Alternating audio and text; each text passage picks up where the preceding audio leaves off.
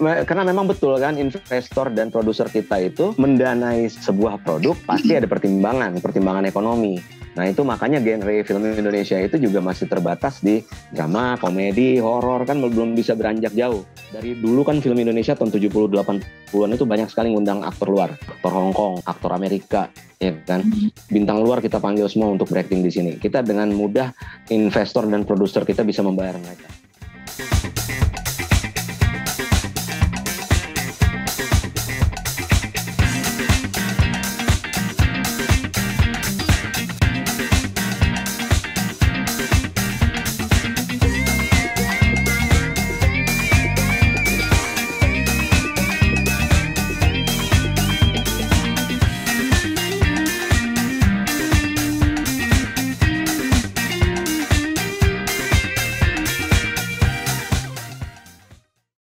Assalamualaikum Bunda. Waalaikumsalam warahmatullahi wabarakatuh. Assalamualaikum semuanya. Alhamdulillah. Sheila, terima kasih ya. Seru tadi bincangnya sama Majarani ya. Mudah-mudahan banyak yang bisa teman-teman ambil ya dari diskusi tadi. Dan malam ini kita kedatangan guru ya. Guru yang berbeda ya. Tapi saya sudah lama sebetulnya ingin sekali agar beliau bisa berbagi dengan kita ya. Kalau di sosial medianya terkenal dengan di akunnya itu Daniel Dokter. Jadi mangga di follow ya di Twitter, kemudian di Instagram, siapakah beliau? Ini dokter gitu. Saya juga penasaran dan kepo ya, gimana dokter kok bisa ujung-ujungnya jadi kritikus dan reviewer film yang reviewnya itu sudah di mana-mana, sudah dimuat di berbagai media, kemudian juga konsultan banyak film juga ya, prestasinya luar biasa.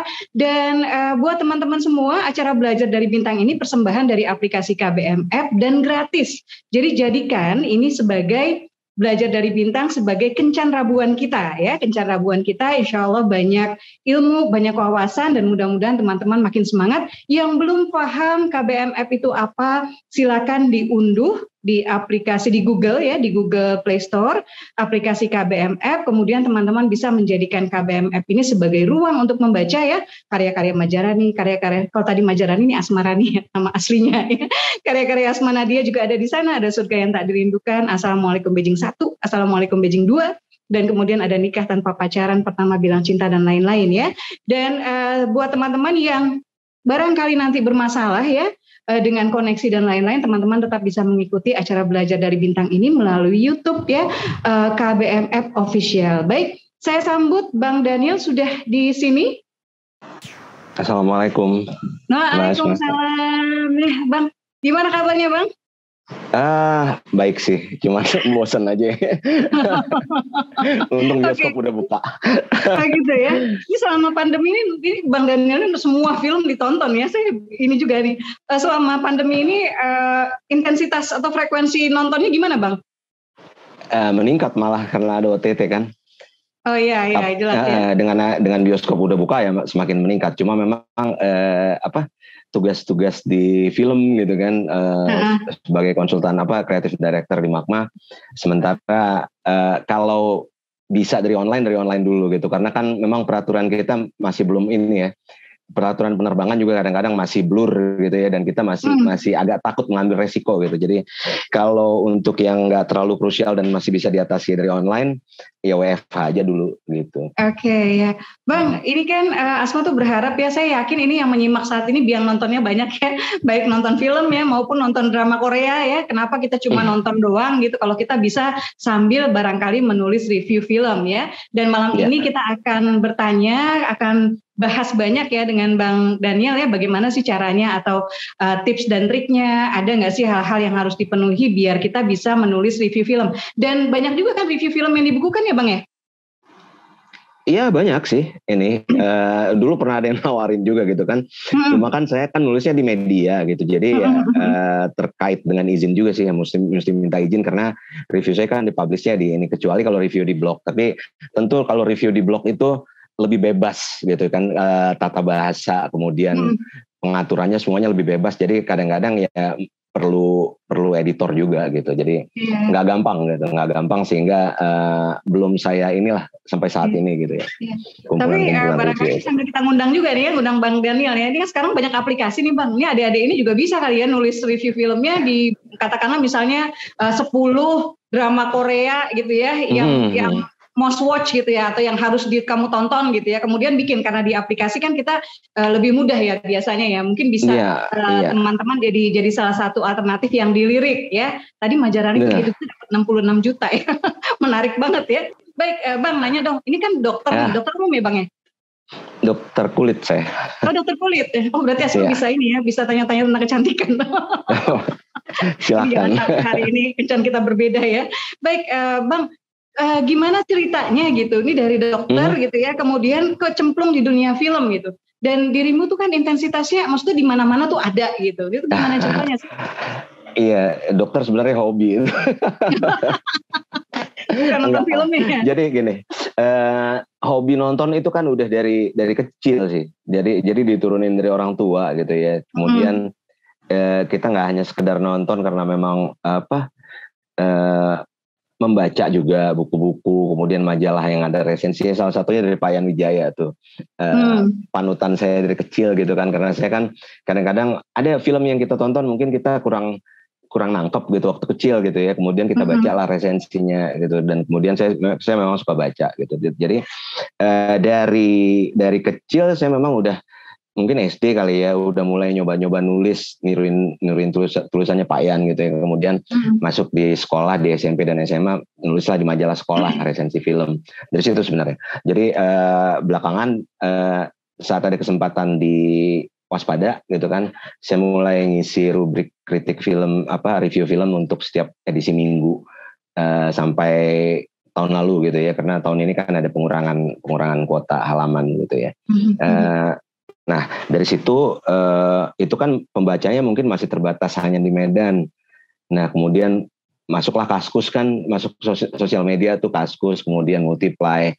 Nah saya nulis di situ dan akhirnya nyampe lah ke mungkin filmmakernya juga ikutan baca, yang sebelumnya nggak baca kemudian baca gitu ya. Nah yang ada di review ini kan sebenarnya itu nanti kita akan bicarain juga bedanya review dengan kritik gitu. Lagi-lagi karena film bukan ilmu pasti sebenarnya, nggak ada aturan yang terlalu gimana gitu kan. Yang jelas dalam ulasan itu kan kita menyampaikan apa yang kita rasa kurang dalam filmnya dan bisa diperbaiki gitu ya. Jadi mulai dari sosial media itu saya mulai diskusi gitu, ada beberapa filmmaker yang japri gitu, kemudian menjawab langsung di forum-forumnya gitu kan. Kemudian ya dari situ kemudian saya mulai diminta jadi konsultan skrip gitu ya, kemudian juri-juri dari festival lokal, dan akhirnya di FFI 2012 sampai 2016 atau 2017 saya juga diminta jadi juri tuh, saya jadi juri di FFI gitu. Kemudian ya mulailah ada beberapa undangan ke festival untuk jadi juri, untuk liputan juga karena memang saya dasarnya nulis di media kan gitu. Jadi dari situ gitu, jadi ini seakan-akan hobi gitu ya, dan memang jadi dokter sebenarnya nggak menutup kesempatan bagi kita untuk berkarya di ranah lain gitu ya. Apalagi mungkin kalau untuk dokter dalam spesialisasi yang lebih membutuhkan dedikasi lebih gitu ya selama 24 jam mungkin agak sulit gitu. Tapi karena saya memang sukanya dulu, kebetulan ibu juga dokter kulit gitu ya. Saya belajar dari dia juga, ngelihat bahwa di ranah dermatolog ini semua kegiatan itu bisa bisa diatur dengan jadwal gitu, cukup bisa diatur dengan jadwal. Jadi kita jarang berurusan dengan nyawa gitu ya, nyawa orang terutama gitu kan. Kemudian jadi saya tetap bisa menjalankan hobi saya dengan ini gitu, karena saya punya banyak hobi juga selain di film gitu kan, selain nulis, kemudian juga ngeband juga gitu. Jadi dari dulu saya suka aja mengeksplorasi bidang-bidang yang belum pernah saya jalanin gitu. Jadi nah dari tulisan itu juga saya kemudian ketemulah dengan Charles Gozali dari Magma Entertainment. Nah saya tahu memang Magma ini adalah anak perusahaannya Garuda gitu, yang memang sebagai produser Hendrik Gozali itu saya kagumin sejak dulu. Tapi bukan berarti langsung jadi teman karena justru review saya pertama ke filmnya Charles, layar lebarnya Charles pertama adalah kritik gitu. bukan memuji gitu ya, tapi nah itu mungkin sebagai pembuat film tentu kan kita yang membuat sendiri yang paling tahu kekurangan karya kita ada di mana. Nah itu kadang-kadang fungsi ulasan dan kritik mungkin ada yang kena ke pembuatnya sehingga akhirnya lambat laun saya jadi temenan dan ternyata banyak kecocokan dengan Charles dan akhirnya saya bergabung di Magma Entertainment. Nah sampai sekarang tuh jadi creative director dari 2012 dari Finding Simulat. Baik, Bang, tanya dong review atau saya Asma nggak tahu nih yang pertama dimuat itu atau yang pertama dirimu tulis itu review atau kritik film? Nah itu yang saya bilangkan. Jadi lagi-lagi kan kita harus memandangnya gini nih, film bukan ilmu pasti gitu. Jadi kalau matematika atau sains itu kan ada hitungan tertentu yang harus kita penuhi gitu ya. Kalau film lagi-lagi kan itu kan bukan ilmu pasti seperti bahasa gitu. Jadi nggak ada batasan-batasan. Ada teori yang mengatakan kalau kita baca literatur katanya, kalau review adalah ulasan. Kita bisa kita nggak hanya menyampaikan keburukan tapi juga kebaikan. Kemudian ada penilaian di situ entah rating bintang 1, 2, 3, 4, 5 dari 10 misalnya gitu ya. Kalau kritik nggak harus punya jawaban. Sebenarnya nggak begitu juga gitu.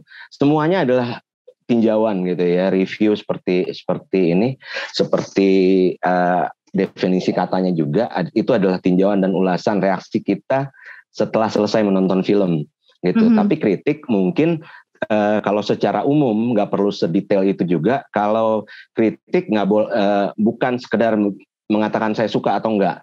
Gitu ada argumentasi yang terkandung di dalamnya. Kalau review mungkin lebih ke kan ada juga yang namanya kapsul review seperti yang saya lakukan di Twitter, di Instagram. Cukup 1 kalimat aja gitu untuk ini film itu dan ada ratingnya. Nah itu lebih ke review. Kalau tulisan panjang, kemudian kita memuat unsur-unsur yang ada, kemudian apa yang baik, apa yang buruk dan seperti apa sebenarnya film ini kita terima. Nah itu sebenarnya udah masuk ke kritik film. Jadi secara detail nggak ada sih sebenarnya patokannya gitu. Ada juga pada teori lain yang bilang kalau kritikus harus punya media gitu. Tapi di zaman sekarang nggak harus juga gitu. Nggak harus dalam artian punya media yang terdaftar dalam penerbitan resmi gitu. Karena sekarang justru event-event seperti festival film, kemudian awarding film, kadang-kadang lebih senang kepada platform online nih, karena kita langsung bisa naikkan beritanya secepat itu kan gitu kan, real time.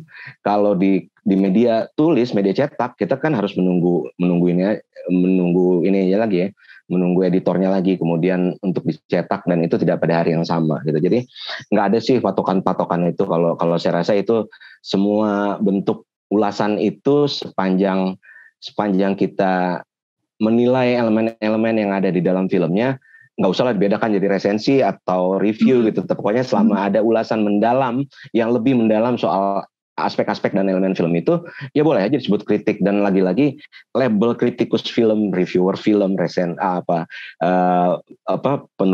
pengulas film gitu, itu sebenarnya yang memberi adalah masyarakat gitu ya. Yang memberi bandrol itu adalah masyarakat. Seberapa banyak tulisan kita bisa menjangkau mereka dan dipercaya oleh pembaca kita gitu kira-kira.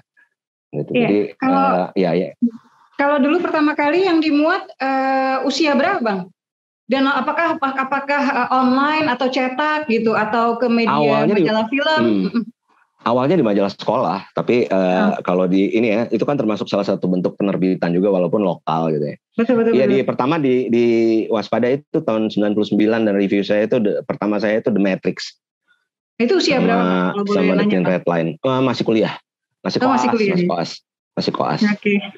Jadi salut ya, maksudnya studinya jalan terus walaupun arahnya ya seini-ininya ini Bang, dalam tanda kutip lah ya, nggak serius-seriusnya tetap dokter gitu loh, dan itu tetap serius gitu ya, jadi luar biasa. Dan kalau menurut Bang Daniel nih yang perlu diperhatiin nih sama teman-teman yang katakanlah kita belum pernah nih nulis ya, entah review, entah ulasan atau apapun lah gitu ya, tapi kita pengen mulai nulis nih, sebetulnya ketika nonton pertama tuh kita nikmatin aja atau kita nonton udah bikin catatan? Tergantung tergantung konteksnya juga. Ada kan penonton yang pingin terhibur aja gitu ya. Level kesukaan orang terhadap produk entertainment seperti film, lagu itu kan berbeda gitu. Ada yang dengar lagu sampai dia resapin liriknya seperti apa gitu. Nah film juga begitu sih gitu. Jadi ada yang nonton memang hanya untuk hiburan dan dia nggak mau tahu lah dengan aspek-aspek di dalamnya gitu. Yang penting dia nonton untuk terhibur dan sekedar nonton aja. Ada memang yang mengambil pusing gitu ya dengan lebih memperhatikan elemen-elemen yang ada di dalamnya dan kemudian mencoba menuliskan gitu. Jadi tergantung itunya juga gitu. Tergantung tujuannya. Kalau reviewer atau atau pembuat ulasan yang baik biasanya bagaimana mereka menonton? Nah, dirimu deh. Iya, jadi balik lagi kan karena memang film bukan ilmu pasti itu selalu saya dengungkan gitu ya. Masalahnya kan sekarang kan kalau di medsos banyak sekali orang meributkan ini yang ini padahal sebenarnya nggak ada literatur jelas yang harus mengatur itu, apalagi dengan teknologi sekarang gitu kan. Yang penting review itu bisa menyampaikan maksud kita, penerimaan kita terhadap filmnya ya. Dan yang paling penting memang dari dulu yang namanya review, kemudian movie guide, namanya juga guide. Jadi adalah panduan belanja untuk orang lain yang mau nonton kan gitu. Untuk memilih tontonan gitu. Baik di bioskop maupun di OTT maupun di video gitu maupun dimanapun platformnya. Kita memandu orang untuk menonton sejauh mereka percaya tulisan kita, berarti mereka akan memilih rekomendasi yang kita berikan gitu. Baik. Terus apa saja Bang? Biasanya yang harus ada gitu dalam itu. Poin-poin apa saja yang tidak boleh terlewat atau yang pokoknya intinya wajib banget deh gitu. Ya, jadi dalam banyak pembicaraan saya untuk trik-trik untuk menulis review film yang baik gitu ya, yang saya anggap secara personal, karena saya kan juga punya panutan beberapa penulis dari luar gitu ya, dari dalam atau dari luar gitu ya. Menurut saya review yang baik itu harus bisa menyampaikan informasi dan sedikit mencerdaskan pembacanya gitu. Kita sebagai penonton dalam memilih tontonan kan harus tahu tontonan ini tentang apa gitu. Kita bukan random pick aja kan kalau milih film. Kenapa? Apakah karena bintangnya, apakah karena sutradaranya, apakah karena posternya, apakah karena hype yang ada di media-media sosial atau di media massa gitu kan. Nah, yang pertama kalau menurut saya langkah-langkah untuk menulis review yang baik selalu harus dimulai dengan paragraf tentang informasi filmnya. Jadi informasi mengenai filmnya, dan itu harus dikemas dengan singkat. Boleh 1 atau 2 paragraf, itu terserah. Lagi-lagi nggak ada aturan baku gitu ya. Tapi mulailah membuat review film itu dengan informasi. Film ini sebenarnya secara overview-nya film apa, kemudian yang bikin siapa, apakah yang main siapa gitu, bintangnya siapa, dan apakah ada latar belakang tertentu yang penting untuk diulas di situ. Itu untuk paragraf pertama, untuk bagian pertama. Kerangka pertamanya adalah informasi, itu yang penting. Kemudian kerangka kedua harus juga ada sinopsis singkat. Nah, ini juga masalah sinopsis harus ini ya, karena orang Indonesia, kebanyakan orang kita itu nggak bisa menulis sinopsis yang baik, termasuk filmmaker gitu. Kenapa? Karena lagi-lagi kan konteks ya, namanya sama-sama sinopsis. Tapi kalau dalam kepentingan proposal film, dalam kepentingan yang lebih teknis, sinopsis ini bisa panjang 1-3 halaman berupa scene plot gitu, yang harus kita ceritakan. Misalnya kita membaca Wikipedia sebuah film, itu sinopsisnya cukup panjang. Dia menceritakan bukan berarti secara detail, tapi ada langkah-langkah tertentu kerangkanya gitu. Nah, dalam review yang baik, kita nggak perlu ini, karena itu akan spoiler gitu. Sinopsis panjang kita nggak perlu. Jadi yang paling penting adalah bagaimana merangkum keseluruhan film dalam cukup 1 paragraf sih, kalau saran dari saya gitu. Gitu. Karena ini yang biasanya sinopsis yang diperlukan untuk di laman XX1 gitu, atau di laman bioskop, atau di media-media gitu ya. Kita nggak boleh spoiler, dan kita harus memberikan review yang notabene bunyinya tuh akan menjual untuk membuat orang kepingin nonton. Jadi kalau istilahnya, kalau kita beli novel, belakangnya kan ada sinopsis. Cukup seperti itu gitu. Jadi itu kerangka keduanya, itu harus ada sinopsis. Karena orang yang pembaca review, saya terutama personal, saya tetap ingin tahu gitu, selain informasi tadi, informasi overview mengenai keseluruhan filmnya, ceritanya tentang apa gitu, tapi jangan sampai spoiler kan gitu. Nah, Kemudian barulah setelah itu masuk ke penilaiannya. Nah, penilaian ini bebas. Apakah kita mau menilai secara tematik dulu, kemudian apakah acting dulu, kemudian adalah departemen teknisnya seperti editing, penyutradaraannya seperti apa, scoringnya seperti apa. Nah, itu boleh dijabarkan di paragraf berikutnya dan jangan lupa menyimpulkan dalam satu paragraf akhir gitu ya. Karena saya selalu menganggap, saya selalu nggak suka membaca review yang hanya mengandalkan rating bintang aja, karena saya ingin tahu gitu, secara personal saya ingin tahu filmnya tentang apa gitu. Dan kadang-kadang kan suka nggak sinkron juga kan, kenapa filmnya dipuji-puji kemudian bintangnya sedikit gitu kadang-kadang. Nah itu juga harus ada dasarnya. Ada penilaian yang bikin 2,8, 2,7, dasarnya dari mana? Gitu. Apa yang dirata-ratain di situ kan harusnya ada kalau saya menilai departemen ini nilainya segini, seperti kita jadi juri dalam festival film ada patokan-patokan tertentu. Itu sih. Baik, Bang, kalau misalnya nih kayak sekedar kalau kita mau sekedar mengapresiasi kan, kayak misalnya kita apresiasi lukisan atau misalnya kita apresiasi puisi gitu kan, kita yang nggak penyair, nggak ini kan kayaknya istilahnya ngomong nyeplak aja kan masih nyablak aja masih oke gitu. Tapi kalau tadi bikin tulisan tentang film gitu ya, dan tadi sudah misalnya ke scoring, kemudian ke yang lain-lain yang teknikal gitu ya. Apa seorang preview film juga harus gimana dia bisa ngerti tentang itu gitu loh, Bang? Kalau dia nggak belajar studi secara umum tuh dia harus ngapain ya biar dia bisa juga gitu loh, punya kemampuan untuk mengapresiasi dengan baik hal-hal yang sifatnya teknis tadi. Ya, dengan belajar dan membaca tentunya gitu ya. Kemudian itu kan tergantung jam terbang dan seberapa banyak film yang kita tonton untuk kemudian bisa kita pelajari gitu ya. Nah itu tadi yang lagi-lagi membedakan yang disebut review dengan kritik gitu. Kalau udah lebih mendalam boleh aja disebut kritik film. Saya nggak pernah marah dengan yang menyebut tulisannya dengan kritik film selama memang ulasannya lebih mendalam, bukan sekedar suka atau tidak. Kan ada juga. Nah kalau yang singkat itu boleh disebut reviewer, nggak apa-apa gitu. Tapi kalau misalnya lebih mendalam dia mau sebut kritik dan orang menyebut dia kritikus juga nggak perlulah kita ributin atau dimarahin seperti itu gitu. Jadi ya ini tergantung. Dan memang kan kita perlu proses untuk belajar gitu kan, perlu bertahun-tahun untuk menonton banyak film kan. Misalnya kita nggak pernah nonton film India gitu tadi, ada yang nyebut film India ya. Nah Kak Majarani kan tadi kan baru bahas film India. Kalau kita nggak mengerti tentang film India, kemudian kita mereview menurut apa pemikiran kita gitu ya, untuk tulisan umum jelas itu ada kekeliruan sedikit gitu. Misalnya kita bilang ini apa sih filmnya nyanyi melulu gitu.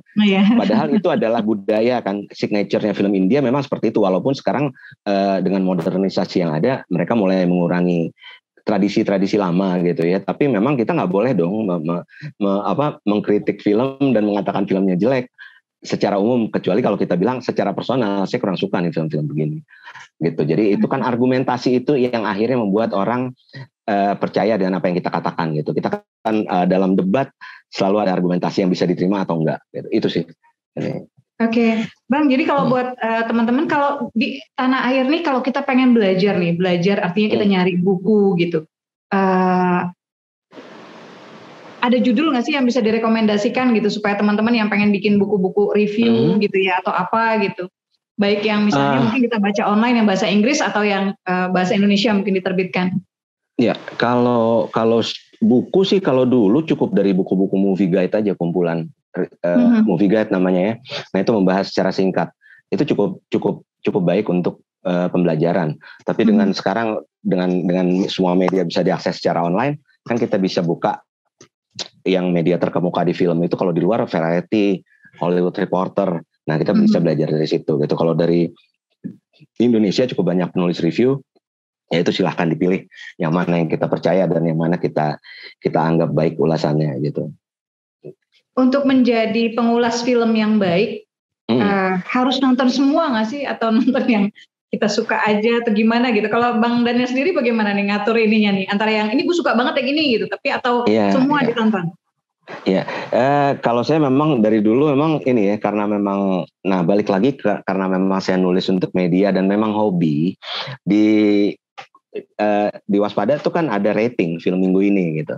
Jadi semua film yang main di bioskop kita harus rating gitu. Di bawah tulisan itu ada tuh gitu. Jadi kan di majalah atau di media biasanya ada tuh film yang main minggu ini, kemudian kita rating.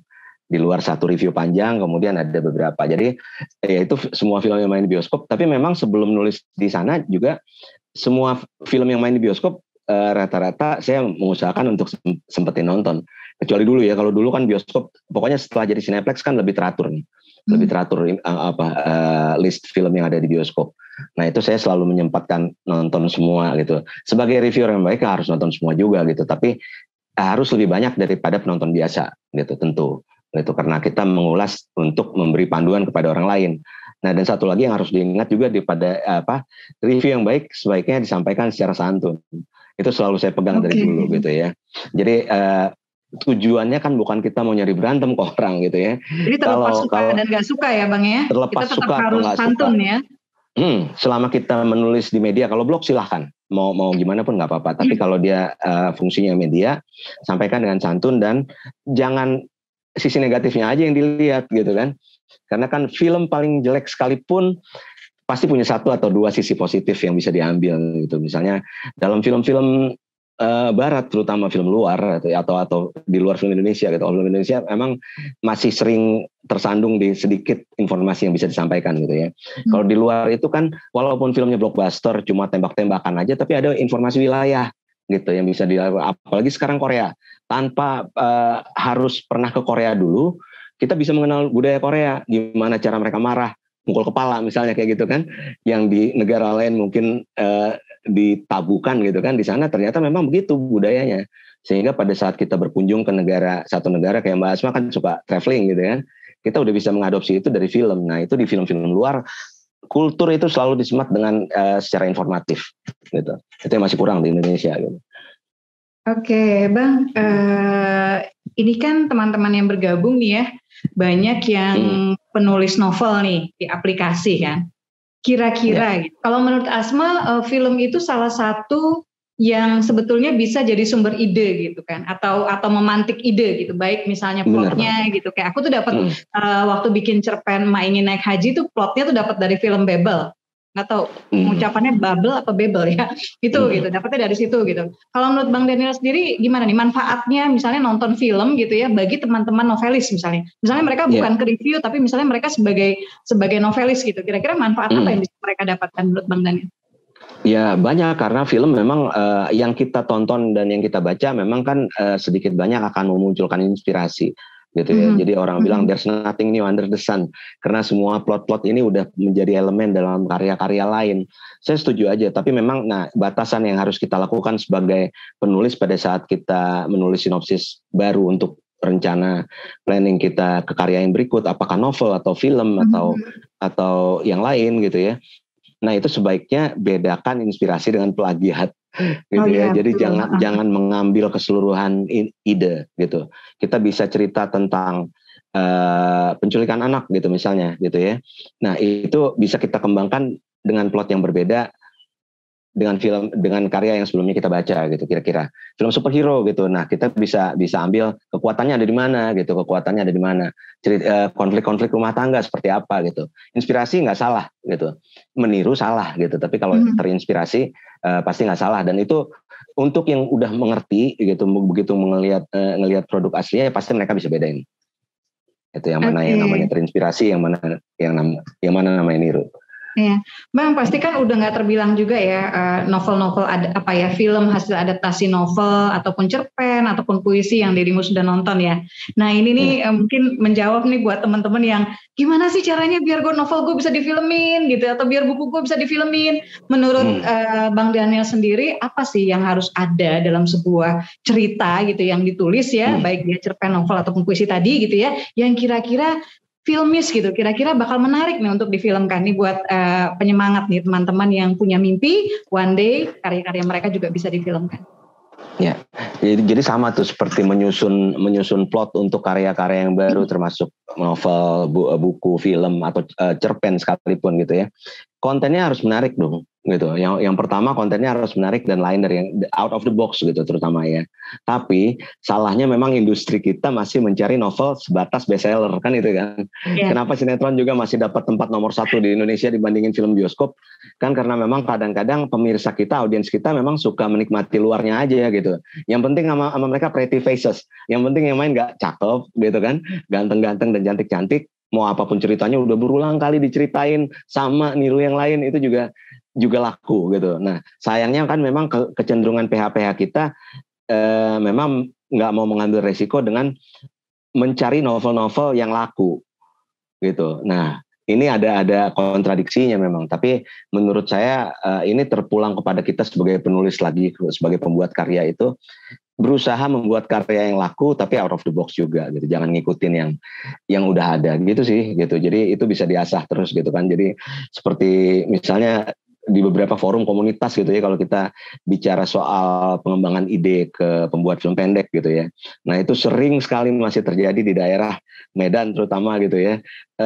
Mereka idenya nggak jauh-jauh dari sinetron. Padahal kan kalau untuk buat film pendek kan harus ada ide tertentu yang gimana kita bisa mengemasnya dalam tontonan film pendek, bukan film panjang seperti sinetron gitu. Jangan lagi kisah-kisah biasa aja tentang selingkuh misalnya, tapi yang biasa gitu ya, nggak ada yang baru dalam elemennya gitu. Nah itu sih gitu. Jadi ya kita masih jauh ya untuk ke arah sana, tapi kalau nggak mulai dari kita kapan lagi gitu. Kadang-kadang yang sedih itu gini Bang, misalnya kita berusaha nih mengangkat isu yang termarginalkan gitu ya. Kayak Asma tuh ada novel yang misalnya openingnya itu adegan TKW buruh migran kita itu jatuh dari lantai 9 gitu. Itu Asma tuh ngebayangin kita ketika jatuh gitu dan kita tahu kita bisa mati gitu, terus kita nyari Tuhan kemana gitu ya.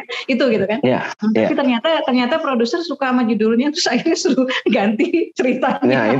Nah itu. Jadi karena memang betul kan investor dan produser kita itu mendanai sebuah produk pasti ada pertimbangan ekonomi. Nah itu makanya genre film Indonesia itu juga masih terbatas di drama, komedi, horor kan belum bisa beranjak jauh. Dikasih thriller nggak laku gitu, dikasih action belum saatnya juga gitu. Nah kadang-kadang kan ini kan pertimbangan pada saat kita menawarkan sebuah konsep film ke investor gitu kan, sering sekali jawaban yang kita terima gimana cara jualnya. Karena saya belum pernah ngelihat ada produk di kotak ini yang laku dijual di pasaran. Nah itu makanya saya bilang. Jadi ya caranya adalah kita kalau memang benar-benar punya passion di sini, apakah buku atau film atau kedua-duanya gitu ya untuk diadaptasi, ya kita yang harus mulai. Jadi misalnya kita membuat genre drama juga, tapi ada putaran thrillernya di dalam, ada unsur komedinya di dalam, ada unsur actionnya di dalam. Nah itu tadi kan udah dibahas juga sama Kak Majaran itu. Maksudnya ya gimana elemen-elemen ini akhirnya kita satuin jadi sesuatu yang lebih bisa menarik banyak orang. Ya film India kan juga gitu ya, gado-gado kan di dalam gitu ya. Kalau tren film kita saat ini untuk film Indonesia gimana Bang menurut Bang Daniel nih? Ini biar jadi rujukan dan penyemangat nih teman-teman lagi nyari ide, gue pengen difilmin. Apa sih trennya nih sekarang gitu ya? Iya, tren belum beranjak sih. Kita masih demen dengan drama, komedi dan horor. Hanya 3 itu yang masih bisa dijual di Indonesia untuk saat ini. Apalagi di masa-masa pasca pandemi kita lihat kan. PH-PH besar tuh udah memberanikan diri untuk rilis film di bioskop, tapi ternyata ironisnya penonton belum kembali untuk film Indonesia nih, karena kan memang ada banyak resiko gitu ya. Kemudian himpitan ekonomi juga nggak bisa kita kesampingkan kan pada masa pandemi ini kan pasti orang akan memilih prioritas yang lebih penting gitu. Nah kalau filmnya film Marvel superhero, mereka mau ke bioskop bela-belain gitu kan, bawa keluarganya gitu, satu keluarga tetap rame.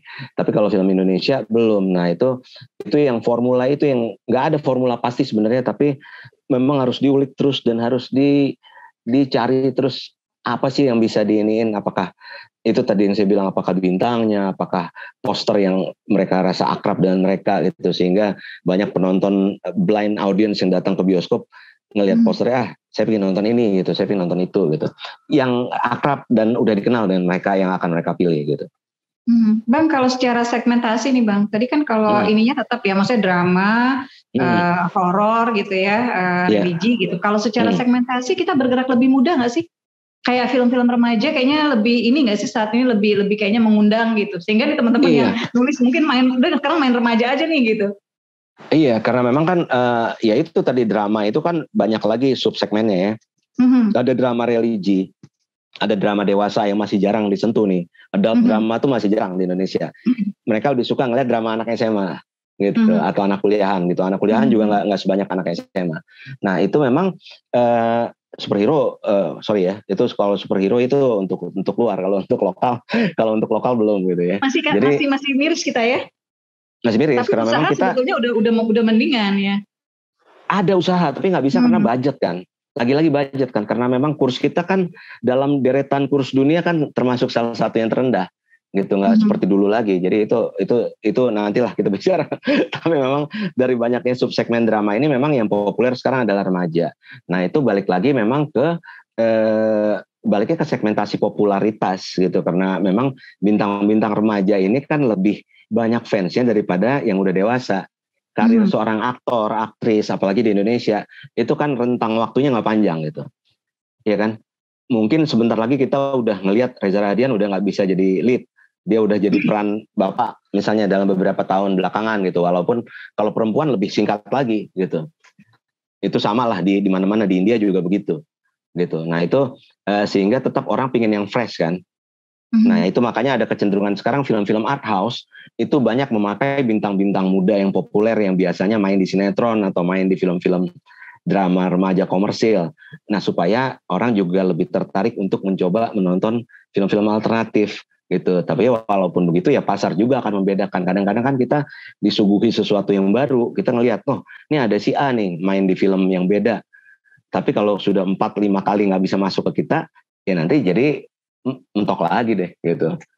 Jadi ya itu apa ya namanya, naik turun gelombang tren itu memang susah dan harus terus di update sih. Ya, Bang, sebelum nih terakhir ya, sebelum kita masuk ke tanya jawab ya, kita tadi di ruang chat udah mulai rame ya, di YouTube juga Prima hadirkah ya untuk memantau. Silakan buat teman-teman yang saat ini bergabung melalui YouTube KBMF Official untuk menulis ya pertanyaannya di kolom komentar dan nanti juga akan diambil dari sana, dipilih ya. Bang, Asma, sejujurnya aku nih belakangan ya agak telat ya menggemari jatuh cinta sama film dan drama Korea gitu. Dan kalau yang Asma lihat kan artinya mereka juga juga awalnya kan terjebak juga di situasi seperti Indonesia ya, cantik atau bahkan yang vulgar-vulgarnya di awal gitu kan ya. Tapi kalau kita lihat sekarang kan secara ide cerita gitu, Asma merasa mereka tuh kaya banget gitu loh. Dan mereka nggak takut bikin misalnya drama yang kayak Dear My Friends yang tokonya nenek-nenek kakek-kakek semua gitu kan ya gitu. Dan kakek-kakeknya sampai Ibu Asma sampai komen nih kok kayak kakeknya kok nggak ada yang ganteng sih gitu. Tapi hits gitu kan ya, viral gitu. Atau dengan ide-ide misalnya kayak Move to Heaven tuh tentang orang yang tim bapak sama anak yang anaknya berkebutuhan khusus gitu kan ya, terus bapak membersihkan kamar atau ini ya rumah yang dari orang yang meninggal gitu kan, dapat ide-ide yang seperti itu gitu. Ini kalau kita ingin mulai mengubah wajah perfilman Indonesia gitu ya, apa sih yang harus dilakukannya oleh teman-teman penulis ini gitu ya, supaya kita juga memulai dari ide-ide cerita yang tadi Bang Daniel bilang kan, of the box ya. Nah kira-kira nih apa perbedaan nih yang membuat kok Korea udah leading dengan ide-ide yang berbeda seperti itu gitu, film-filmnya juga demikian gitu kan ya, dan kita masih di sini gitu. Ya, nah itu balik lagi, yang pertama adalah memang ini ya, keterampilan sineas Korea mengolah cerita gitu. Jadi mereka sebagai salah satu elemen sinema Asia, Korea juga nggak jauh beda dengan Cina, dengan Indonesia, dengan India. Mereka banyak mengambil ide dari luar. Tapi cara mereka mengolahnya, nah itu menjadi spesial sehingga akhirnya karya tiruan ini, maksudnya bukan tiruan ya, karya terinspirasi ini dibeli lagi oleh pemilik karyanya yang itu, dibeli lagi oleh Hollywood. Kita kalau melihat Hello Ghost itu adalah inspirasinya besar sekali dari Heart and Souls, filmnya Robert Downey Jr. Tapi kemudian dibeli lagi rights-nya oleh Hollywood, gitu. Padahal dia sebenarnya ngambil film Hollywood. Salah satu film Korea terbaik dan favorit saya Taegugi, itu kan film perang.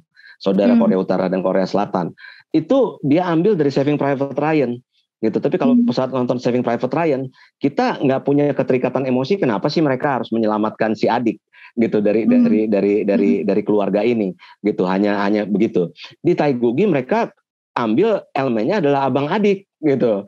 Adalah kakak adik yang menjadi sentral sehingga jauh lebih emosional filmnya, padahal jelas-jelas inspirasinya adalah Saving Private Ryan gitu kan. Nah itu itu kepintaran orang Korea gitu ya. Apa memang karena mereka makan kimchi?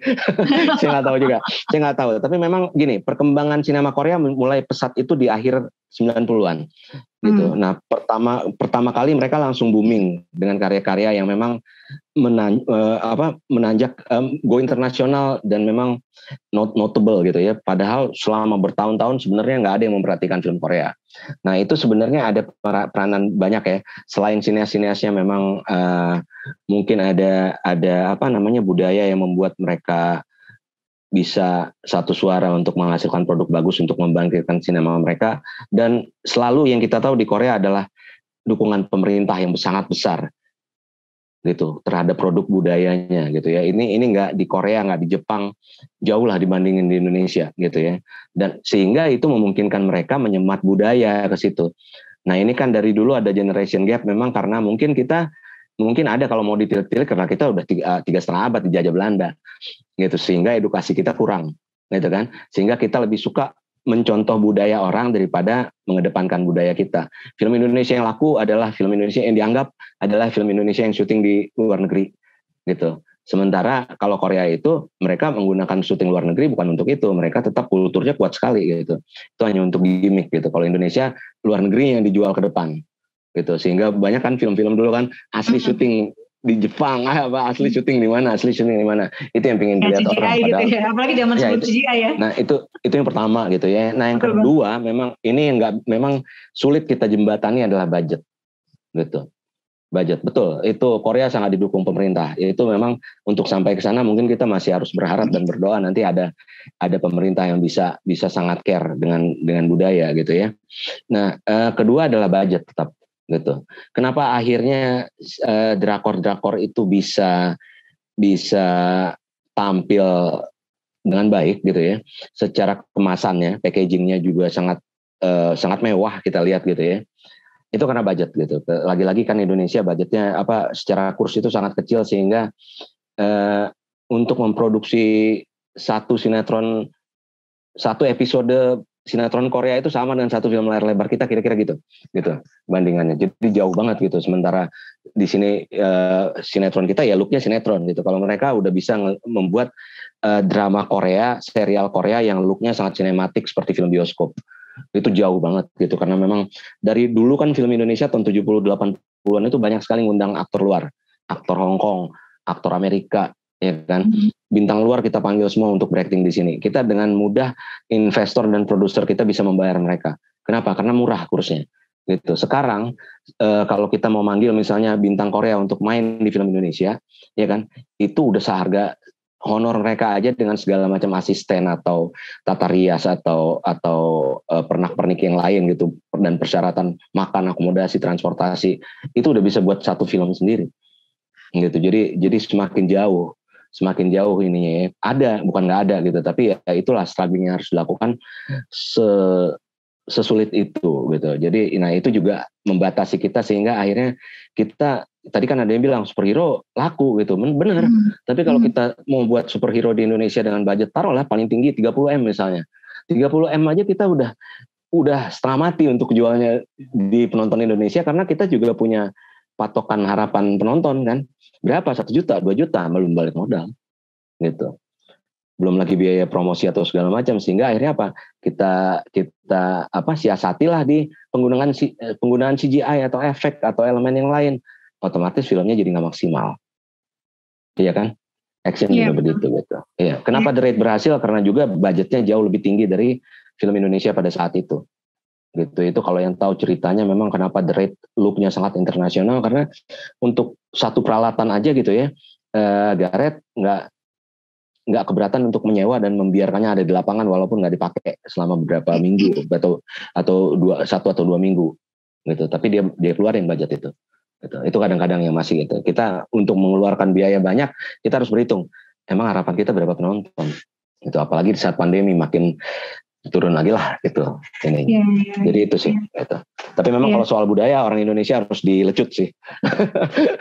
Iya, aku mikir Ya, kayak Korea dulu kita juga nggak kenal makanannya, tahu-tahu kita kenal kimchi. Sekarang kita kenal tteokbokki, kita kenal jjajangmyeon gitu kan. Jadi semua Asma ada masuk. juga rasa nih teman-teman penulis ya untuk ayo sekarang secara kultur saya kira Indonesia lebih kaya gitu dan banyak yang Ya, bisa kita angkat gitu ya supaya ya. tadi gitu. Kalaupun terlepas syutingnya di mana-mana, Indonesianya kuat gitu ya Bang ya. Ya, Dan kalau dialihkan pun tetap tidak hilang gitu ketika diterjemahkan. bener. Baik, Jadi Bang Daniel. invasi budaya lewat karya itu yang paling penting gitu. Itu memang Indonesia harus lebih dilecut sih untuk lebih cinta dan mencari budaya gitu ya. Kadang-kadang kan film yang punya kesempatan untuk dibawa ke luar negeri dan sampai ke mata internasional lebih suka mengeksploitasi hal-hal yang nggak perlu daripada yang namanya budaya tadi gitu. Iya, betul ya, nyambung banget ya. Baik, Bang Daniel, terima kasih. Oke, Sheila nih siapa nih yang ada yang sudah raise hands belum? Kita tanya jawab ya, termasuk teman-teman yang misalnya masih pengen kepo apa masalah judul atau masalah apa gitu ya, tulisan yang kira-kira bisa nyambung ke film atau peluangnya jadi lebih besar di film. Tadi laku satu hal yang sudah disebutkan Bang Daniel ya. Baik, silakan. Adakah atau dari YouTube dulu? Dari YouTube dulu Bunda. Oke, dari YouTube dulu, silakan. Prima apa Sheila nih? Prima. Oh, Prima, oke. Baik, Bunda, ini ada pertanyaan dari YouTube. Bang Daniel, menurut Bang Daniel, film yang bagus tuh seperti apa sih? Oke. Kalau film yang bagus seperti apa? Bisa dikopas dengan jadi novel yang bagus, Bang. Oke. Bisa aja gitu. Kalau menurut saya dari dulu secara personal film yang bagus adalah film yang bisa mentransformasikan kita ke sebuah dunia berbeda dengan segala value yang dia miliki gitu ya. Jadi yang paling penting dalam menyaksikan sebuah film bagus atau enggak adalah soal rasa, soal komunikasi. Karena film kan dibuat, film dan buku dan semua produk hiburan yang dibuat itu, produk seni yang dibuat adalah untuk berkomunikasi kepada pemirsanya. Gitu. Jadi kalau pemirsanya nggak bisa merasakan hal yang diinginkan pembuatnya, maka film itu tidak akan maksimal bagusnya. Kalau saya sih itu masalah transformasi dan transformasi rasa di dalam film. Transformasi rasa, oke. Silakan Sheila, berikutnya tadi di chat kayaknya ada tuh di ruang percakapan. Oke, ini ada dari Kak Rahmi nih Bun. Ada contoh karya film Indonesia yang sudah mencakup inovasi budaya lokal gak nih Bang? Oh, banyak. Kalau yang mencakup budaya lokal cukup banyak, tapi belum cukup banyak. Ada banyak tapi belum cukup banyak gitu ya. Jadi dan kadang-kadang yang kita gini juga, nggak boleh juga kalau misalnya ada satu film ini budaya Bali, budaya Makassar, budaya Jawa itu disempalin semuanya ke dalam satu film sehingga overloaded gitu. Nah itu nggak boleh juga karena Indonesia lagi-lagi ya kelebihan dan kekurangan Indonesia salah satunya adalah memang kita terlalu beragam sehingga kan itu yang membuat akhirnya jembatan-jembatan dialog antar suku gitu ya di film. Di Medan tuh berapa kali kalau kami casting orang gitu ya, casting bintang aktor gitu ya, ngomongnya ke Jakartaan. Padahal enggak dong, kalau untuk di Medan dia harus membawa ininya sendiri. Kadang-kadang itu jadi ganjalan juga karena memang yang dibutuhkan dalam suatu produksi adalah yang tanpa dialek misalnya gitu. Jadi nah itu penyematan budaya itu juga harus fokus. Kita mau bicara apa? Dan seperti apa kita sampaikan, dan memang nggak boleh menggunakan budaya itu sebagai gimmick aja. Gue mau syuting di Sumba karena memang di Sumba itu apapun akan jadi bagus gambarnya, bener gitu. Tapi budaya Sumbanya terangkat nggak gitu kan, nggak cukup banyak juga film yang membawa budaya akhirnya bisa membuat penonton tertarik untuk napak tilas. Seperti ada Apa Dengan Cinta 2 misalnya, kita jadi kepingin ke Jogja untuk napak tilas adegan film itu. Nggak banyak kan yang seperti itu gitu. Jadi itu juga kecermatan filmmakernya untuk menyemat budaya gitu. Seperti apa budaya yang mereka pengen sematkan ke filmnya gitu kira-kira. Ya. Bang, kalau gitu apa yang harus dilakukan nih, baik penulis atau misalnya filmmaker biar bisa itu kayak Ada Apa Dengan Cinta, jadi apa tuh yang membuat orang pengen napak tilas? Karena memang secara ini tempatnya itu kan memang ikut berbicara dalam filmnya gitu ya. Maksudnya bukan sekedar jadi setting, tapi dan pengambilannya juga bagus gitu. Dan memang itu produk yang udah established dulu kan gitu. Nah mungkin juga di produk baru gitu kita bicara seperti kemarin ada film tentang Atambua gitu ya. Nah itu juga cukup bagus membawa budayanya kalau saya bilang gitu. Tapi pasti sedikit dilirik gitu, karena memang belum ini kan belum punya brand gitu, belum punya IP gitu. Jadi yang udah punya IP ya sebaiknya mulai itu gitu ya, menjual wisata tapi jangan sampai melupakan plot dan kepentingan adegannya juga. Gitu. Jadi ceritanya tetap harus kuat ya Bang ya? Iya. Oke, baik. Sheila, ada pertanyaan berikutnya? Ada nih Bun, dari Siti Maimunah. Pembuatan sinopsis yang bagus itu, apakah alur ceritanya dipaparkan sedikit atau hanya karakter tokohnya saja? Oke. Iya, paling penting kalau namanya sinopsis pasti alur cerita gitu. Jadi lagi-lagi kan bedanya sinopsis dalam kepentingan proposal teknis gitu ya. Kita membuat nama karakter dalam kurung umurnya berapa, karakternya seperti apa. Nah dalam sinopsis singkat untuk review ataupun untuk produk yang dijual, untuk laman bioskop, untuk cover belakang novel, itu nggak perlu sedetail itu. Yang penting adalah alur ceritanya yang paling penting. Kecuali memang ceritanya adalah karakter based. Nah itu boleh karakternya yang lebih dikedepankan untuk menceritakan alur cerita. Tapi yang penting penulisannya harus catchy gitu. Gimana supaya orang tertarik. Itu yang paling. Jadi kalau letak nilai workshopnya untuk penulisan sinopsis, kita harus bisa menjual gitu. Baik, biasanya berapa halaman sih Bang? Kalau untuk sinopsis yang film? Kalau untuk film 1 paragraf aja cukup kalau untuk di laman 21 gitu. Kalau kebanyakan justru kita diketawain di medsos kan, gitu kan. Kalau kita muat seperti sinopsisnya Wikipedia gitu ya, atau sinopsis untuk proposal teknis, kita pasti ketawain karena isinya akan spoiler semua. Gitu. Kalau jadi misalnya kita ingin sinopsis yang itu Bang, yang untuk menggoda produser Bang, kali gitu ketemu Pak Manoj atau apa gitu ya, kita email 1-2 paragraf. Oh kalau untuk pitching itu, kalau untuk pitching boleh siapkan 2 sih kalau saya bilang gitu. Untuk pitching kalau misalnya mereka tertarik kan kita bisa langsung memberikan ini kan, kita udah siap gitu. Selalu kan dalam ilmu pitching dan ketemu investor, mereka akan lebih suka kepada orang yang siap daripada orang yang hanya jual ide tapi tidak siap gitu. Jadi sementara ya buat teman-teman barangkali bisa ini ya Bang, sambil ini nggak ada yang mau nanya langsung nih ya. Atau gimana Sheila, nanti kalau ada yang penanya yang raise hands ya bisa nanya langsung, jadi nggak usah kita jembatani Bang. Jadi bisa ini ya teman-teman yang saat ini barangkali punya cita-cita ya, bagian dari afirmasi cita-cita itu ya udah nyiapin gitu loh. Jadi udah nyiapin sinopsis, udah nyiapin ini, sehingga ketika ada kesempatan barangkali nanti di gala premier atau gimana gitu ya, ketemu sama PH gitu ya, teman-teman sudah punya something gitu yang bisa dibawa dan dipresentasikan gitu ya Bang ya. Bener, dan nggak harus ini juga, nggak harus ngejar-ngejar ke premier juga sih. Sekarang kan udah mulai banyak tuh kan, udah mulai banyak fasilitasi, kemudian festival yang ini, bukan festival ini ya, maksudnya yang untuk event-event yang menerima karya untuk mendapat funding gitu ya. Nah itu bisa gitu, dan bukan hanya di Indonesia, silakan Google gitu kan, kemudian kalian cari kalau misalnya ada project funding, silakan itu pelajari cara pembuatan proposal dan sinopsis yang bagus, kirimin dan jangan malu-malu dan jangan nyerah kalau gagal sekali gitu. Gagal sekali kirimin lagi gitu. Dan untuk yang ini kata kuncinya apa nih Bang kalau kita mau googling? Project funding boleh. Project funding film gitu funding ya? Project ya. Kalau yang lokal kan ada Akatara, itu setahun sekali gitu ya. Kemudian ada banyak event-event kemudian yang dibuat kementerian juga cukup banyak gitu untuk fasilitasi pembuatan film pendek. Nah kalian yang punya novel bisa aja kalau punya teman filmmaker kerjasama dong sama dia gitu. Nah ikut project funding ini untuk membuat film pendek aja dulu gitu. Kalau misalnya viral seperti Tilik gitu kan, nah itu kan akan dilirik oleh PH besar gitu. Yang penting kontennya tadi gitu, dan memang ke setiap event-event project funding kenali dulu projectnya seperti apa gitu. Jadi jangan mengirim konsep yang salah juga ke event yang berbeda gitu ya istilahnya. Kan ada persyaratan tertentu, itu bisa dibaca dan ini. Enak lah kalau sekarang ada sosial media mah, kemana aja kita bisa nanya. Ya jadi buat teman-teman yang belum nonton Tilik harus nonton ya, nonton tuh buat referensi ya Bang ya. Tapi itu benar itu juga salah satu. Gitu.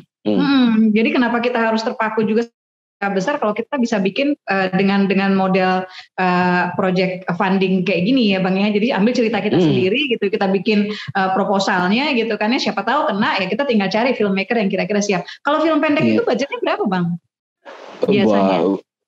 Itu bisa semurah mungkin, sampai yang standar itu sampai jadi dari 10 juta, di bawah 10 juta juga ada dan bukan berarti nggak bisa jadi bagus gitu, karena lagi-lagi kan kalau film pendek lebih bergantung kepada konten gitu ya, dan itu merubah insight itu susah gitu, sulit gitu ya. Tadi kan Mbak Asma nanya kenapa tuh Korea itu nggak ada yang cakep gitu, tapi kita bisa relate dengan tokohnya gitu kan.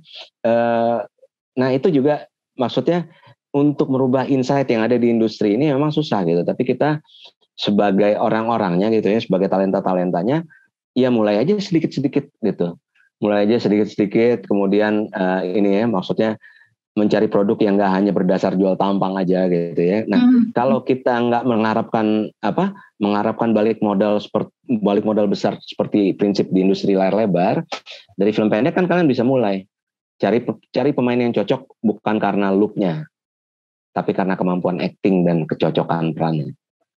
Gitu. Iya. Dan teman-teman jangan lupa ini banyak banget Bang yang dari berbagai daerah ini yang di aplikasi KBMF ini ya. Jadi teman-teman bisa gali tuh kekayaan ya, kearifan lokalnya gitu. Kemudian hal-hal yang uniknya, kemudian festival-festival kali ya Bang ya gitu. Itu kan Indonesia tuh kaya banget ya di situ ya. Dan sambil nyari ide cerita yang kuat ya. Jadi project funding itu selalu banyak itu ininya. Dari dalam sampai ke luar negeri.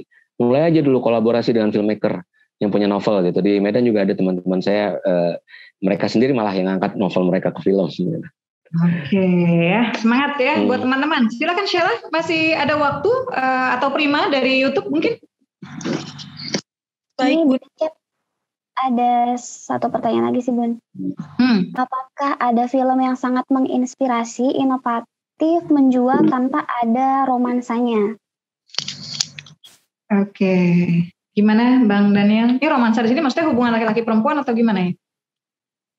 Gitu kali ya? Iya, gitu kali Bun. Ya, silakan Bang Daniel. Ya banyak, kalau misalnya yang baik juga bukan nggak ada kan, kalau di film kita kan ada Apa Dengan Cinta salah satu gitu ya. Bukan hanya ini aja inovasinya, karena memang itu setelah sekian lama film Indonesia mati, dia mendobrak dengan formula yang lama tapi dengan gaya baru gitu, yang relevan ke zaman itu. Kan gitu kan.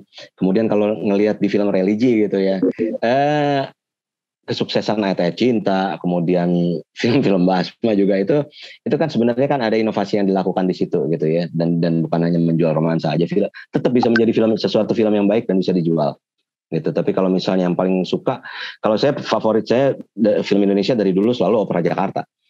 Itu film tahun 87. Itu dari novelnya Arswendo Atmowiloto. Gitu. Kenapa? Karena novel setebal itu bisa mereka tuangkan ke film yang memang panjang ya, 2,5 jam, tapi memang membuat isu-isunya itu ada tentang olahraga, politik, cinta, keluarga, itu semuanya bisa berpadu di dalamnya dengan baik. Nah itu seperti itu. Itu mendapatkan yang seperti itu emang susah gitu, tapi bukan berarti nggak bisa. Gitu. Baik, Sheila, sepertinya Pak Isa Alamsyah raise hands. Wah, bisa nanya langsung. Iya, kita boleh lagi Bun. LDR nih, lagi LDR. Malam dok. Malam masih Iya, ini dengar namanya aja. Nah, kalau saya lebih banyak belajar nulis itu justru dari film gitu. Jadi dari cara mereka buka opening, saya sering bilang opening film sekarang tuh kayak Fast and Furious tuh langsung gitu, nggak pakai pemandangan lagi gitu-gitu. Kemudian konflik-konfliknya. Nah kalau dokter ngeliat gimana sih sebetulnya kita bisa belajar dari film gitu, dari misalnya dari cara opening, cara konflik, ending, terutama plot twist ya, paling film kan banyak tuh gimana ya dok? Ya. Kalau saya sih secara personal selalu setuju opening must start with a bang gitu. Jadi harus ada bang di openingnya yang membuat kita tertarik untuk menelusuri kelanjutannya. Dan ini nggak terbatas hanya di film action atau di film thriller aja, atau di film horor. Di drama juga opening bang ini sangat penting. Itu sama juga dengan cliffhanger ending gitu kan. Kalau kita membuat novel dari chapter 1 ke chapter yang lain gitu kan. Nah itu ada cliffhanger apa ya kan, ada cliffhanger elemennya gitu. Nah itu salah satu yang dimiliki film India, karena mereka dari dulu dengan durasi film yang terbiasa panjang, mereka punya intermission. Jadi mereka punya keahlian untuk menyusun itu. Indonesia belum gitu. Tapi menurut saya ya ini harus diperkaya lagi gitu ya. Karena memang kita nggak boleh cerita aja sampai akhirnya penonton bosan, harus ada lonjakan-lonjakan di dalamnya untuk membuat penonton tertarik gitu. Kalau saya dari dulu selalu berpendapat opening film adalah paling penting dan lebih penting lagi penutupnya. Salah satu kekurangan film Indonesia secara personal menurut saya jarang yang wrapping endingnya baik gitu. Maksudnya wrapping endingnya jarang yang bagus gitu ya. Kita nonton film Thailand itu satu film ngelawak aja nggak ada ujung pangkalnya, sehingga udah berkali-kali saya pingin ninggalin aja nih film gitu karena nggak jelas juntrungannya. Tapi hanya dengan 15 menit adegan akhir kita bisa melihat lagi ke depan dan ternyata relevan ya yang tadi kita nganggap cuma ngocol gitu. Nah itu wrapping ending wrapping ending itu adalah salah satu kelebihan sinema Thailand dan Korea. Nah itu saya bilang jadi semakin banyak kita mengeksplorasi sinema dari berbagai negara, kita jadi mengerti kekuatan mereka ada di mana sebenarnya gitu. Kenapa formula yang berbeda. Thailand itu sama kan kayak kita. Yang penting ada pemain ganteng, pemain cantik, ya kan. Satu yang hancur banget buat jadi bulan-bulanan udah jadi film, nggak usah ada cerita juga nggak apa-apa. Tapi cara mereka merap endingnya itu bisa membuat semuanya jadi berbeda dan akhirnya penonton keluar dari bioskop itu dengan satu perasaan yang mereka melupakan kekurangan filmnya, gitu. Dan itu ini ya. Iya, thank you Bang Daniel. Itu sama seperti ini ya, Mas. Maksudnya, Asma sering menyampaikan ke teman-teman ending yang bagus itu termasuk di novel gitu. Itu membuat pembaca tuh bisa memaafkan mungkin plot hole gitu ya, atau kekurangan si penulis gitu dalam cerita. Gitu. Jadi memang kita bisa belajar banyak nih dari film ya, baik sebagai inspirasi gitu maupun belajar juga sebagai rujukan kalau kita ingin menulis novel yang bagus gitu ya, Bang ya. Oke, dari YouTube sudah masih ada atau bagaimana? Waktu kita sudah habis sebetulnya nih ya. Ini sudah ada yang raise hand satu nih Bun. Oke, satu ya. Boleh satu lagi nggak Bang Daniel? Boleh, nggak apa-apa. Boleh ya? Santai, silakan. Oke, selanjutnya untuk pertanyaan dari Kak Cut Ika. Silakan Kak.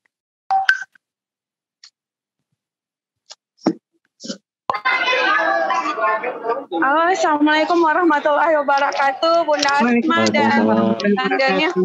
Ya, sambil jalan nanyanya ya.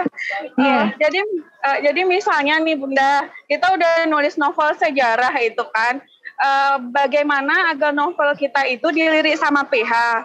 Apakah kita harus membuat ulasan sendiri atau minta orang lain untuk mengulas cerita kita tersebut agar dilirik oleh penerbit? Oleh PH maksudnya. Terima kasih Bunda, itu aja. Assalamualaikum warahmatullahi wabarakatuh. Waalaikumsalam warahmatullahi wabarakatuh. Gimana Bang Daniel? Nah ini Mbak Asma sebenarnya yang lebih bisa jawab. Tapi sejauh yang saya tahu memang PH punya kecenderungan untuk mencari novel-novel bestseller. Itu. Kita boleh aja menawarkan novel dan itu Mbak Asma mungkin lebih tahu celah-celah seperti apa gitu ya. Yang jelas memang yang akan lebih gampang yang udah pernah penulis yang udah pernah karyanya diangkat ke film untuk menawarkan karya yang lain gitu ya. Tapi memang PH kita punya itu ya. Itu tergantung tergantung konten dan memang ya apa boleh buat yang sekarang yang terutama adalah bestseller dan siapa yang nulis. Benar nggak? Jadi buat teman-teman yang sedikit sharing ya Bang, Asma juga sebetulnya kan ada 3 film sebelumnya, tapi 3 film itu Ma Ingin Naik Haji, ada Rumah Tanpa Jendela yang si Emir Mahira dapat Piala Citra sebagai pemeran laki-laki terbaik ya, ngalahin Tio Pakusadewo. Itu salah satu favorit saya tuh. Terus yang ketiga Umi Aminah gitu, tapi waktu itu Asma masih belum kenal, nggak disamperin gitu. Jadi memang belakangan juga Asma tahu buat ternyata nih buat teman-teman nanti kalau misalnya berjodoh gitu ya dengan PH ya, ada sesuatu yang saya baru lakukan belakangan gitu, bahwa kalau kita ada karya yang difilmkan, kalau bisa kita all out gitu loh promotenya sebagai penulis gitu. Karena ketika all out baru kita dicari gitu, dan ada banyak hal lain sih gitu ya maksudnya. Tapi Asma baru dapat telepon banyak dari produser itu setelah Assalamualaikum Beijing. Gitu, karena hari pertama waktu itu Asma lupa ya Bang 39.000 atau berapa gitu buat Indonesia waktu itu lumayan bagus gitu ya, langsung tuh kerangkring tuh ya dari Star Vision, dari Rapi Film, dari MD gitu. Jadi buat teman-teman Asma pikir ya salah satu nanti yang bisa kita lakukan adalah supaya film kita menjadi promo bagi karya-karya kita yang lain adalah ayo teman-teman bantu all out gitu. Saya biasanya Bang Daniel pasti tahu ya, Asma tuh biasanya terlalu aktif ya kalau lagi ada film yang tayang. Selama film gue masih di bioskop gue nggak tidur. Memang harus ya, memang rasa memiliki itu harus ada. Memang rasa memiliki harus ada, dan kita memang sebagai penulis kalau memang mau berkarya di industri hiburan kita harus bisa selling ourselves gitu. Jadi jangan diem aja. Sosial medianya harus aktif, kemudian kita harus komentarin, tapi jangan nyari berantem lagi gitu ya. Jangan yang muncul adalah image negatif gitu ya. Image negatif itu harus kita iniin, dan memang betul banyak penulis di Indonesia yang sudah memfilmkan karyanya gitu ya. Tapi masih jarang yang memang bisa hands on gitu, dikasih keleluasaan untuk mengatur ke dalam gitu ya. Ika kan gitu ya, Ika Natasha salah satu gitu ya kan, Mbak Asma juga gitu. Jadi ya itu untuk menjadi penulis dengan yang punya kredibilitas seperti itu, ya kita harus bisa memberi image kepada diri kita sendiri gitu. Jadi jangan hanya karya kita aja yang dibeli kemudian diacak-acak sehingga akhirnya yang muncul di layar bukan karya kita lagi. Gitu kan, kita harus bisa mengawal karya kita baiknya ya, karena memang yang paling tahu kontennya adalah penulisnya sendiri. Gitu. Iya, dan mungkin ini ya teman-teman ya, kita terima kasih sama PH yang sudah mau mengangkat gitu, dan mereka keluar dana yang besar gitu ya untuk produksi film kita, jadi kita bantu promote ketika filmnya hadir gitu ya. Iya, dan reviewnya Bang Daniel ini termasuk yang paling Asma was-was tuh kalau ada film baru. Beliau sudah nonton belum ya? Kira-kira komennya akan gimana ya gitu. Kalau ke filmmaker selalu love and hate gitu ya, love and hate relationship, karena kita sebagai kritikus dan reviewer juga harus jujur kan gitu kan. Jadi yang makanya tadi kalau ada kritikan sampaikan dengan santun. Gak mungkin dong orang marah kalau kita menyampaikan kritiknya dengan baik gitu kan. Dan biasanya Asma suka DM ya Bang ya. Asma suka DM habis itu nanya lebih detail gitu ya. Karena buat jadi pembelajaran juga, buat jadi masukan juga ya. Jadi begitu ya. Kalau buat saya sih gini, nulis, kalau buat saya tambahin dikit ya Mbak. Kalau buat saya nulis itu kan bukan hanya sekedar hobi dan ingin dibaca orang gitu ya. Kalau buat saya dari dulu nulis review film karena saya memang cinta sama film Indonesia dan ingin film kita berubah. Gitu. Betul. Itu salah satu yang saya lakukan dari dulu, termasuk review awal saya kan mengarah ke hal medis karena memang informasi medis yang disampaikan di film Indonesia itu jarang benar gitu. Nah itu kita selalu berharap, kan akhirnya saya diminta jadi konsultan untuk adegan medis sehingga akhirnya kita bisa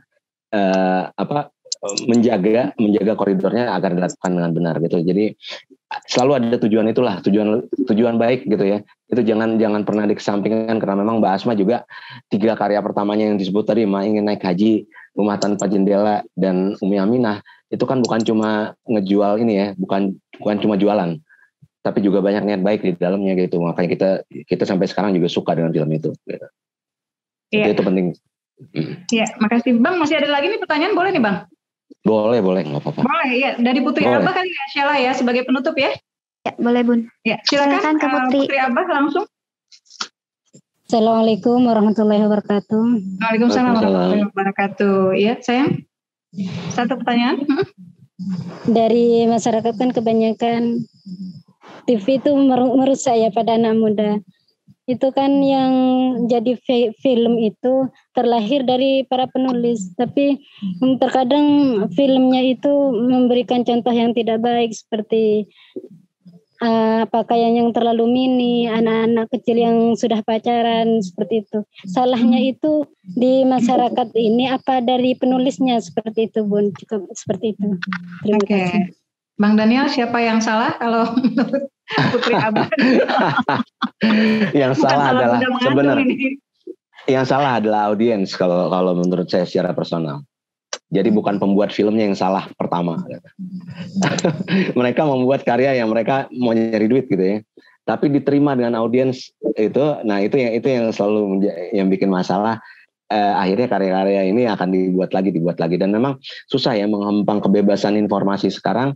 Jadi memang kalau menurut saya ya, kita sebagai orang tua kalau punya anak dan punya keluarga, kita harus bisa bisa membentengi. Salah satu yang paling baik dari rating film Amerika kan PG ya, parental guidance. Jadi kalau di sini 13 tahun ke atas gitu. Kalau di Amerika PG 13 artinya mereka tetap harus didampingi orang tua. Kita semua umur itu boleh gitu. Kalau di luar negeri PG itu juga parental guidance. Film kayak Home Alone atau film Disney sekalipun gitu yang bukan G ya, dia PG, itu berarti anak kecil juga harus didampingi oleh orang tuanya. Gitu, bukan bisa bebas saja kayak film kita. Jadi itu salah satu yang harus diadopsi, bahwa itu keputusan orang tua masing-masing untuk mendidik anaknya, dan memang diperlukan ini, bimbingan orang tua sangat diperlukan karena memang bioskop sekarang nggak mungkin lagi menghempang secara ini meriksa KTP orang satu-satu, apalagi kalau di usia remaja. Anak saya yang paling besar masih 11 tahun tapi tampilannya udah kayak mbak-mbak gitu ya, maksudnya udah dewasa gitu, lebih besar, sehingga sering disangka kalau masuk ke bioskop sekarang aplikasi peduli lindunginya mana, belum ada lah, masih 11 tahun kan belum boleh divaksin gitu ya. Nah itu orang tua yang membimbing gitu ya, seperti apa sebenarnya ininya. Jadi awasin anak-anak kita nonton apa aja gitu ya. Kalaupun misalnya ada yang mereka ingin tonton dan misalnya bisa dampingi dan kasih penjelasan yang baik daripada mereka nyari sendiri, apalagi di zamannya internet. Iya, itu benar banget. Dan Mbak Putri Abah, Asma sama Ayah Isa termasuk yang justru menjadikan film itu sebagai media ini ya, golden moments gitu loh, untuk discuss sama anak-anak. Jadi biasa habis nonton tuh kita diskusi gitu ya. Misalnya ada film religi, si kakaknya ngelihat, mah itu kok mentang-mentang udah mau nikah, emang sih usia nikah tapi belum nikah, terus bapaknya sakit jantung, terus masa semua mentang-mentang iman harus diterima sih, kayak tukang kerupuk juga diterima gitu ya. Terus anak saya protes tuh, memang nggak boleh mah kita milih yang soleh juga, tapi juga yang misalnya kreatif gitu, atau misalnya gimana gitu. Tuh akhirnya kita jadi diskusi gitu. Jadi menurut Asma, ya orang tua memilihkan gitu ya, jangan sampai orang tua kalah ini ya, kalau di rumah tuh kalah remote control sama anak-anak ya. Dan banyak film-film yang bagus ya. Dan yang lainnya Asma pikir ini ya Bang, kita harus terbiasa juga kalau buat teman-teman yang berlangganan misalnya OTT ya, Netflix kah, View kah, Disney kah gitu ya. Coba nonton juga film-film Indonesia yang baik, kasih rating yang baik, kasih like gitu ya. Jadi dengan cara itu juga kita mempromot gitu ya, dan membantu rating dari tayangan tersebut ya. By the way, Cinta Laki-Laki Biasa, Surga Yang Tak Dirindukan 1-2, iklan lewat ya Bang ya. Yang terakhir itu ada Jilbab Traveler, itu ada di Netflix, teman-teman bisa nonton ya. Surga Yang Tak Dirindukan 1, 2, 3 itu ada di Disney Plus Hotstar. Jangan lupa kasih rating yang bagus. Oke, Bang Daniel, pesan-pesan terakhir nih buat teman-teman yang menulis either yang pengen dapat ide dari film ya, bagaimana mereka harus nonton film-film yang seperti apa supaya misalnya menjadi nilai tambah gitu loh bagi upaya untuk out of the box tadi gitu, ataupun misalnya nasihat lain buat teman-teman yang ingin pelan-pelan gitu ya menulis ulasan film.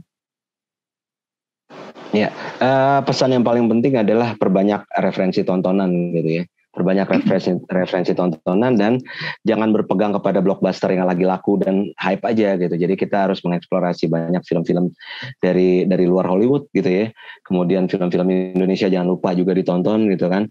Film pendek terutama gitu. Nah, dapatkan inspirasi lebih banyak lagi dari referensi tontonan yang lebih luas.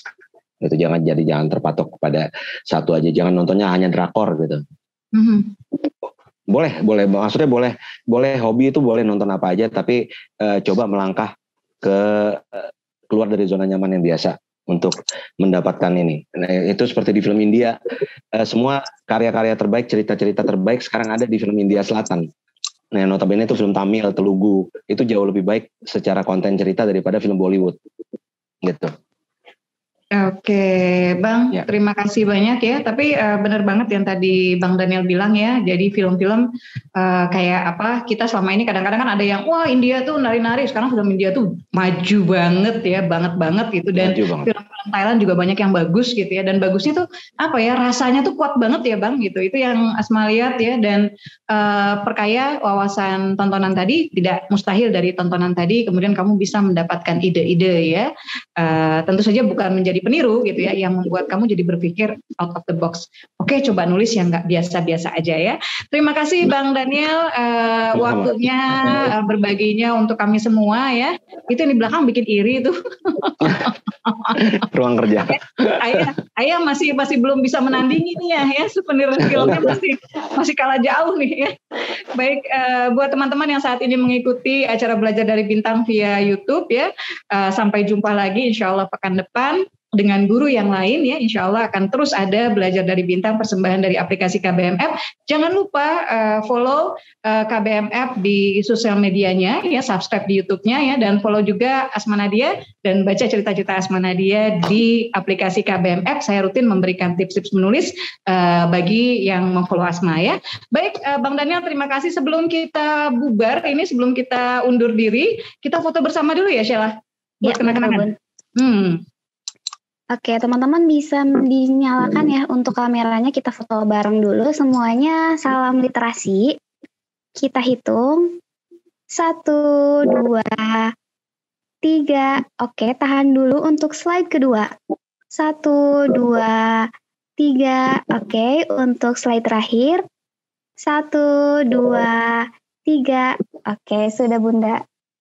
Baik, terima kasih semuanya. Terima kasih Bang Daniel Dokter. Terima kasih teman-teman yang sudah mengikuti acara belajar dari Bintang dari tadi ya. Mudah-mudahan ya apa yang disampaikan Bang Daniel tadi bisa kita copy paste sampai ke hati ya. Dan kemudian menjadi motivasi tersendiri ya. Sama-sama kita doakan supaya teman-teman yang saat ini berjuang ya kita semua mudah-mudahan dimudahkan dan bisa menjadi bagian dari wajah baru. Tidak hanya perbukuan Indonesia, tapi juga perfilman Indonesia. Terima kasih, lebih kurangnya mohon maaf. Saya serahkan kepada Sela. Billahi taufiq wal hidayah. Assalamualaikum warahmatullahi wabarakatuh. Waalaikumsalam warahmatullahi wabarakatuh. Terima kasih Bang Daniel, Bunda Asma, dan juga Pak Isma. Saya pamit ya. Ya Bun. Oke, kita sudah ada di penghujung acara nih. Teman-teman bisa set alarmnya di setiap hari Rabu malam pukul 18.30 akan ada rutin belajar dari Bintang. Jangan lupa juga follow sosial media KBM, Instagramnya di KBMF, dan juga untuk TikTok sama KBMF. Dan juga jangan lupa subscribe di YouTube channelnya KBM, di KBMF Official. Jangan lupa juga nyalakan loncengnya biar dapat notifikasi. Untuk yang belum nonton BDB video sebelumnya juga bisa banget ya nonton lagi ya Karima di aplikasi KBM, bagian KBM Menu Akademi atau di YouTube-nya. Jadi pastikan dulu subscribe dan download aplikasinya bagi yang belum download. Betul, kita akhiri aja ya Kak untuk belajar dari Bintang malam ini. Kita ucapkan terima kasih untuk teman-teman yang sudah gabung pada acara malam ini. Kita jumpa lagi minggu depan ya Kak. Ya, betul. Dengan narasumber yang berbeda. Ya, baik. Kita akhiri dengan hamdalah. Alhamdulillahirrahmanirrahim. Wassalamualaikum. Belum Karima. Selamat istirahat teman-teman semuanya. Wassalamualaikum warahmatullahi wabarakatuh. Waalaikumsalam. Waalaikumsalam.